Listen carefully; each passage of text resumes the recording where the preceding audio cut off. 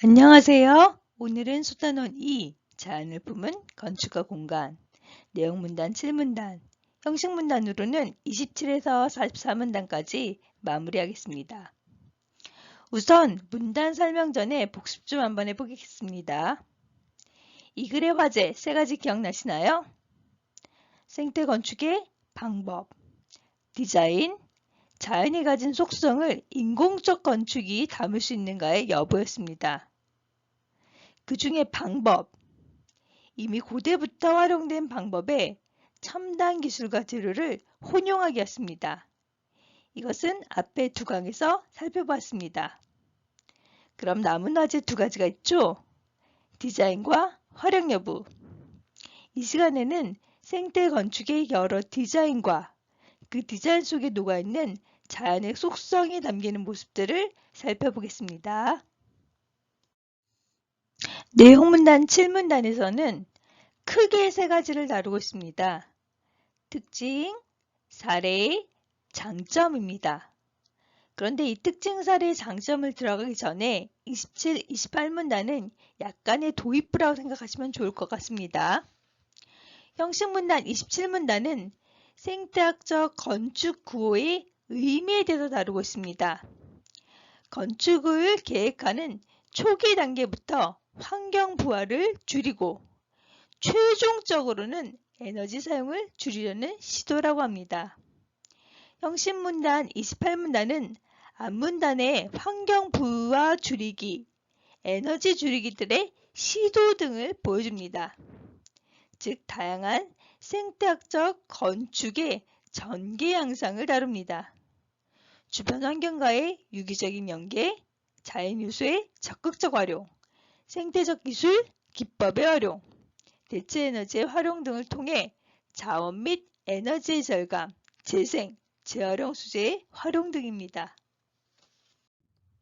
내용문단 7문단 중 첫 번째, 29에서 30문단은 생태학적 건축의 특징에 대해서 다루고 있습니다. 그 특징은 한마디로 지역과 장소, 기후 등을 고려하는 생태학적 건축이라는 것입니다. 그럼 구체적으로 한번 살펴보겠습니다. 형식문단 29문단은 첫 번째 특징을 다루고 있습니다. 그 특징은 생태 개념을 담은 건축은 지역 역사와 주변 경광의 맥락을 반영하여 주변 특성과 연계하여 그 지역과 장소에 조화되는 환경을 제공한다고 합니다. 자, 여기 포인트는 지역과 장소에 조화된 환경입니다. 자, 30문단은 생태학적 건축 특징 2번째를 다루고 있습니다. 지역 기후를 이용하거나 내부 공간에 녹지를 조성하거나 수공간을 형성하거나 사이 공간 등을 배치하여 건축 내외부를 공간적으로 연계하는 통합적이고 총체적인 조화를 지향하면서 주변과 소통하게 한다고 합니다. 자, 여기서는 지역 기후, 그리고 녹지, 수공간 이런 것들이 특징이라 볼 수 있습니다. 내용문단 7문단 중 2번째 31에서 36문단은 생태학적 건축의 사례에 대해서 이야기합니다. 사례는 크게 3가지로 말하고 있습니다. 형식문단 31문단은 앞부분의 내용을 요약해서 현대 생태학적 건축은 토양, 기후, 인간, 토지 이용 등을 고려하면서 진화적 과정과 그 지역 고유의 동식물과 관계에서 디자인된다고 말합니다. 자, 이제 32문단부터 그 사례가 나타나고 있습니다. 32문단 생태학적 건축의 첫 번째 사례로 일체화에 대해서 말합니다. 자연의 모습을 형상적으로 모방하거나 유추하여 대지 표면과 건축물이 유기적으로 자연스럽게 연결되는 등 건축물 형태 자체가 자연과 동화되어 주변과 일체를 형상화한다고 말합니다. 자, 형식문단 33문단에서는 2번째 사례로 극대비에 대해서 이야기합니다. 건축과 자연의 형태적으로 극대비를 이루어 서로의 형태와 상징을 강조하면서 동시에 조화를 이루는 것입니다. 일치와는 반대죠. 건축과 자연의 대비를 이루게 하는 방식입니다. 형식문단 34문단은 극대비를 이루는 방법으로 건축 공간에 유기적 자연 요소를 도입, 자연 공간을 인위적으로 연출, 건축과 자연을 대등하게 연출하는 것들이 있다고 말합니다. 그리고 형식문단 35문단은 상징적 이미지 공간에 대해서 이야기합니다. 자, 마지막으로 형식문단 36문단 세 번째 사례를 이야기합니다.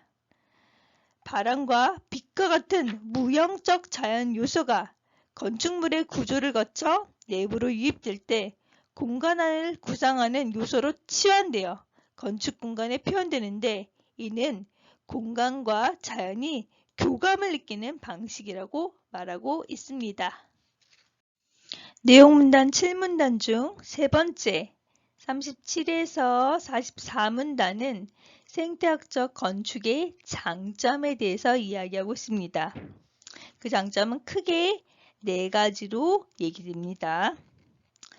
형식문단 37문단은 생태학적 건축에서 기후라는 요소는 거의 변함이 없기 때문에 가장 많이 고려해야 할 요소라면서 이야기를 시작하고 있습니다.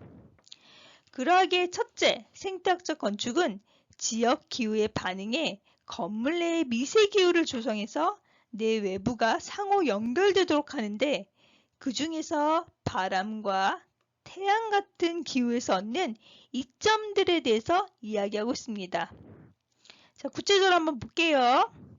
자, 바람으로부터는 바람 에너지, 그리고 환기, 통풍의 효과를, 태양으로부터는 열 에너지, 채광, 전기의 효과를 얻을 수 있다고 말합니다. 그리고 38문단은 이런 지역 기후에 따라 대응하는 건축을 디자인한다고 말하고 있습니다. 요거는 연결될 수 있어요. 자, 그리고 형식문단 39문단에서는 두 번째, 세 번째 장점들이 소개됩니다. 자, 두 번째 장점으로는 생태학적 건축은 무형의 자연 요소를 공간 요소에 의해 제어하는 것으로 무형 요소인 빛, 소리 등을 건물 안으로 유입해서 공간은 자연과 더욱더 친밀하게 관계를 맺는 이점이 있다고 말합니다. 자, 셋째, 생태학적 건축은 건물 안으로 자연 환기를 유도해서 개방적 공간이나 살아 숨쉬는 유기체 같은 건물 환경을 조성하는 장점, 즉 주변의 기후를 특성을 활용하는 이점에 대해서 이야기하고 있습니다. 자, 그리고 형식문단 40문단은 조금 개념이 웃기죠. 건물 안에 내부적 외부 공간이 있고 외부적 내부 공간이 있다고 설명합니다. 이는 공간의 대등이 관계나 전위적 매개 공간을 형성해서 내외부를 연결하고 열 측면에서도 완충 역할을 하기도 한다고 말합니다. 근데 여러분들 솔직히 건물의 내부적 외부 공간, 외부적 내부 공간 이게 뭔지 딱 안 들어와요. 그래서 41문단에 그 예로 발코니를 들고 있습니다. 자, 한번 볼게요. 고층 건물에 발코니가 있는데 이러한 발코니들은 생태학적 건축의 장점 네 번째, 주변의 소음, 강한 자외선, 단열 문제 등에서 완충 공간을 거치면서 여과되고 완화되어 내부 공간을 쾌적하게 해줄 수 있다는 이점 네 번째랑 연결된다고 말합니다. 자, 그리고 43문단은 이렇게 내외부적 공간으로 발코니뿐만 아니라 아트리움 공간이라는 것이 있다고 말합니다. 자, 그리고 이제 43문단 가볼게요. 이런 아트리움 공간에 대해서 조금 더 얘기하는데 아트리움 공간에 자연 요소를 도입해서 녹지 공간이나 수 공간을 형성한다면 더욱더 좋은 6가지의 장점이 발생한다고 얘기합니다.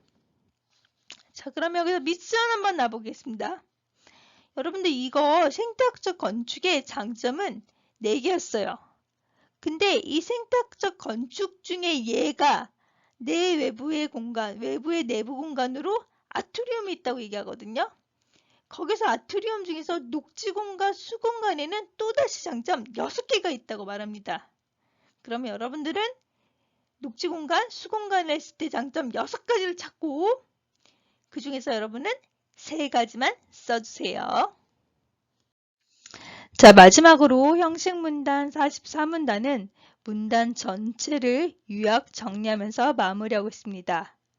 즉, 우리가 지금까지 배운 생태학적 건축은 적합한 물리적, 정서적 쾌적성을 준다, 좋다 라고 이렇게 정리하면서 마무리하고 있습니다.